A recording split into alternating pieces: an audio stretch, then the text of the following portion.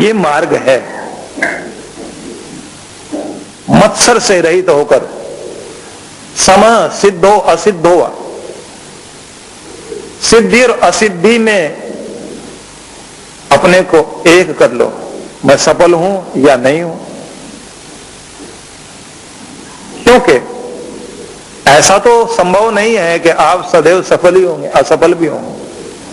सफलता का उन्माद और असफलता की निराशा दोनों ही व्यक्ति के व्यक्तित्व को हिलाती हैं। दोनों में जो सम रह जाए, कृत्वापेन न बध्यते, ऐसा व्यक्ति कर्म करके भी बंधन में नहीं आता। इतना समझाने के बाद भगवान कृष्ण ने आगे फिर एक यज्ञ की चर्चा शुरू की। भगवान आगे समझाते हैं, ब्रह्मार्पणम ब्रह्म हविर ब्रह्माग्नो ब्रह्मणाहुतम ब्रह्मेव तेन गंतव्यम ब्रह्म कर्म समाधिना। तो संसार में कुछ लोग ऐसे जो ब्रह्म को अपना आपा अर्पण करते हैं और ब्रह्म में अपना आपा करके अपनी आहुति देते हैं।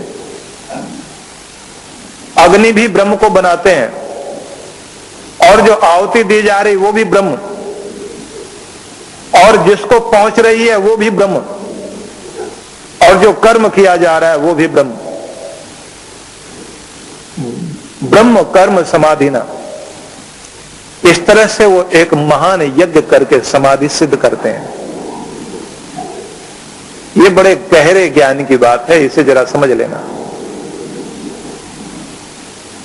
इसे अगर समझना है तो थोड़ा पीछे से समझने की कोशिश कीजिए।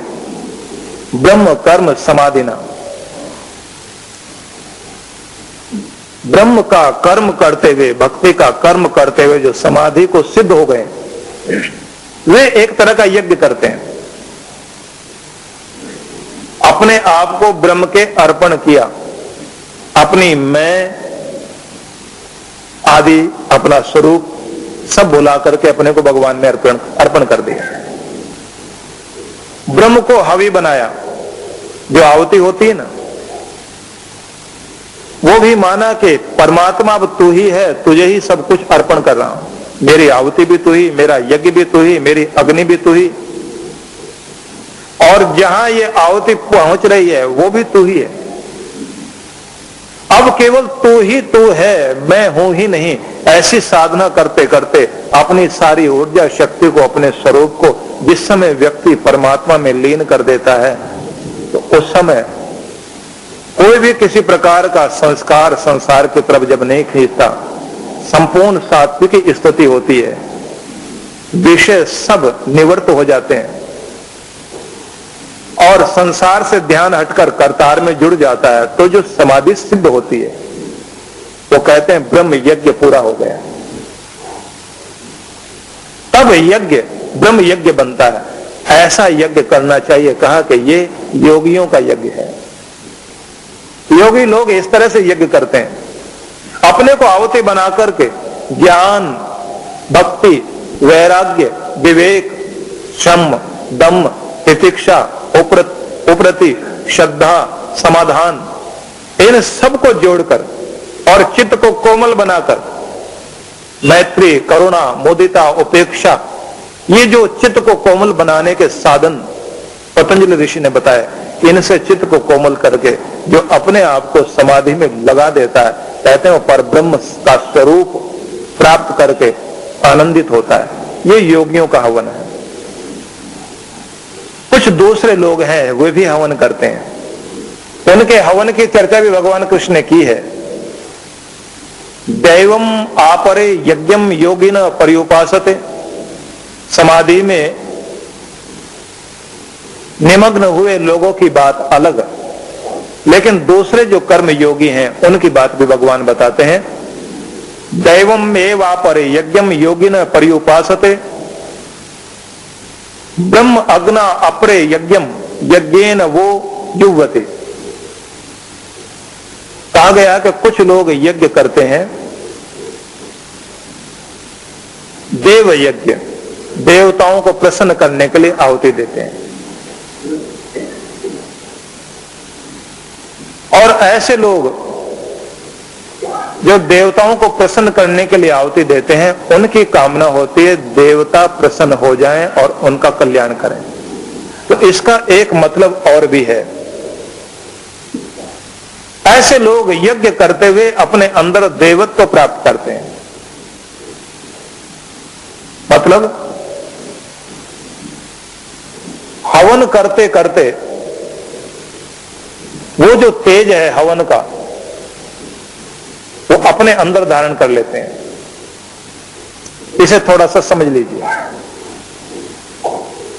मनुष्य का रूप जब स्वार्थमय होता है, परार्थ सोचता नहीं, तब वो असुर है। क्योंकि असु कहते हैं प्राणों को, रा का अर्थ हुआ रमण करने वाला। अपने प्राणों में ही जो रमण कर रहा है, अपना आपा ही जो देखता है, जैसे दूसरा दिखाई नहीं देता, बस अपना ही सोचना, असुर। और कहते हैं कि जो अपने कारण दूसरों को दबाए और सताए वो राक्षस, और जो अकारण बुरा करने पर लग जाए और बुरा कर करके प्रसन्न हो वो पिशाच, और जो विचार पूर्वक अच्छा बुरा सोचकर कर्म कर रहा है, मत्वा कर्मणि सिद्ध्यति, विचार पूर्वक, यश मुनि कहते हैं विचार पूर्वक कर्म करता है और कर्मों के बंधन से अपने को ऊपर उठाता है, वो मनुष्य। और जो विचार पूर्वक कर्म करते करते अपना आपा नहीं सोचता, जन कल्याण में जीवन बिता रहा है, जिसकी आहुति धन की, तन की, मन की जन कल्याण के लिए पड़ रही है, वो कहते हैं वो देवताओं के लिए यज्ञ कर रहा है। और वो व्यक्ति फिर मनुष्य नहीं, वो देवता हो जाता है, उसका स्थान ऊंचा हो गया, वो देवताओं को प्रिय है, देवतुल्य हो गया वो। तो कहा एक वे लोग हैं जो ब्रह्म में अपने को अर्पण करके समाधि लगाते हैं, दूसरी तरह के वे लोग हैं देवताओं को प्रसन्न करते हैं, वो देवत्व को प्राप्त हो जाते हैं, दैवी भाव उनके अंदर जाग जाता है, आसुरी वृत्तियां मिट जाती हैं। एक और तरह का यज्ञ करते हैं। भगवान कहते हैं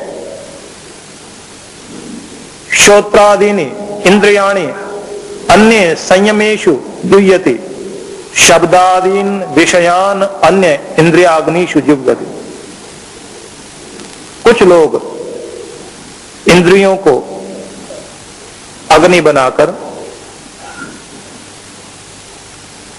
संयम, इंद्रियों का जो विषय है, जो अपनी तरफ खींचता है, मतलब श्रोत्र आदि जो इंद्रियां हैं, कान है, नाक आदि सभी 5 ज्ञानेंद्रियां, इनके जो विषय हैं उनको संयम के हवन में डालकर हवन करने के लिए बैठता है।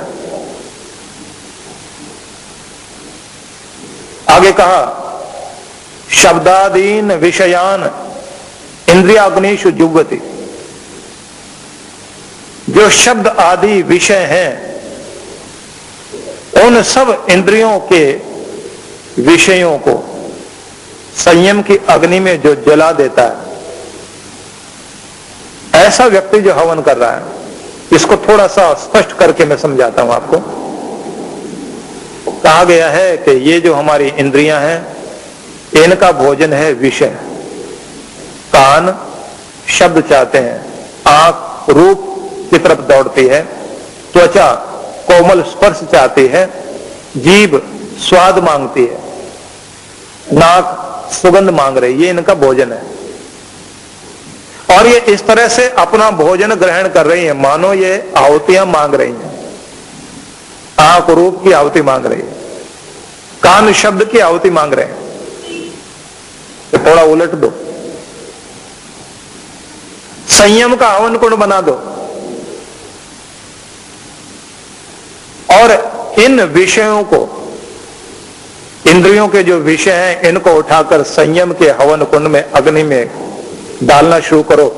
ज्ञान की सुगंध उठनी शुरू हो, और उस समय जब तुम हवन करोगे तो तुम्हारा हवन तप कहलाएगा।